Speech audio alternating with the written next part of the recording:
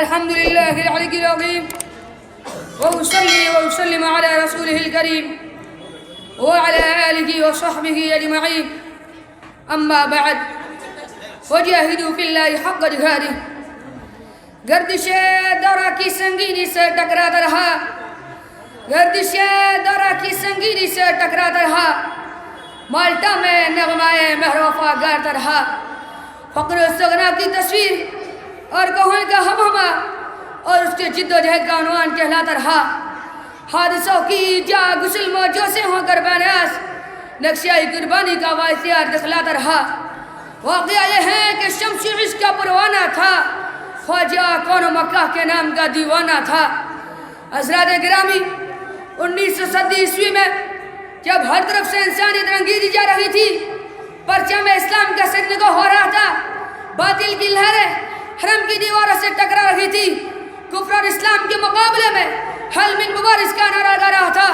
تو 1268 میں جنم لینے والا اخلاص کے تاج محل میں جان و تن مستح کرنے والا فرزند القادر حجت الاسلام کا شاگرد رشید فرمان خدا وجاہدوا فی اللہ حق جہادہ کو سامنے رکھ کے فرنگوں کے مبارزت پر لبیک کرے ہوئے میدان میں کود پڑا اور جو انگریزوں کے خلاف انقلابی تاریخ حضرت شاہ عبدالعزیز محدث دہلوی نے چلائی تھی وہی سید احمد شہید اور حجت الاسلام کے بعد اس کی کمان سنبھالی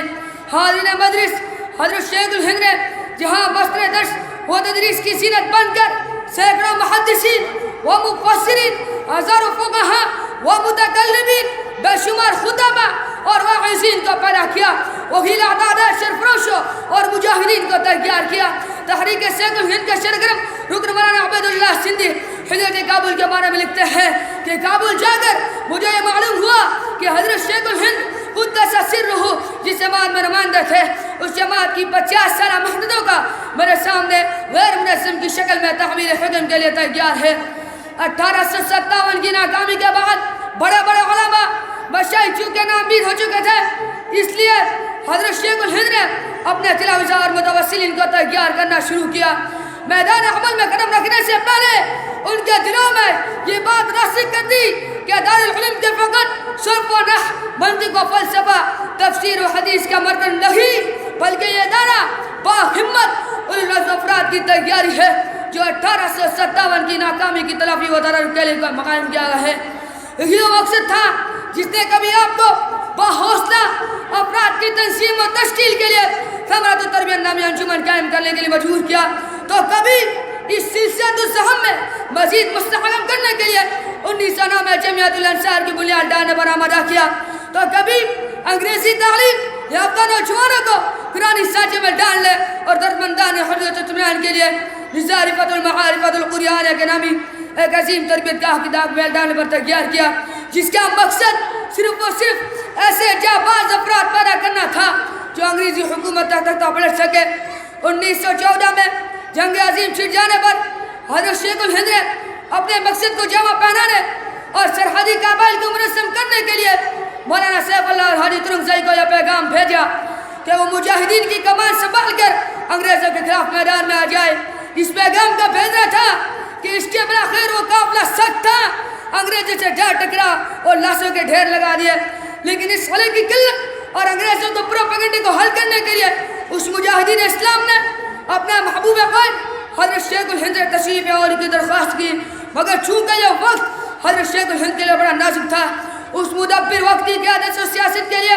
تاریخ کے نوک و پل سے واقف مولانا عبید اللہ سندھی کو روانہ کر کے خود تحصیل مقصد کے لیے حجاز کا رخت سفر باندھا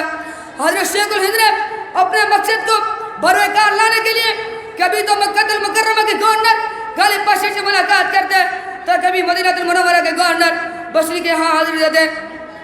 بلاخر آپ کی باجہ پیما گیا اور سیرہ اور نور دی رنگ لے آئی اور آپ نے بھرپور حمایت اور پوری جنگ کی ترتیب لکھ کر کابل کو روانہ کیا لیکن افسوس کہ تقدیر کی پائی سنگی نے چھوڑنا تھی تدبیریں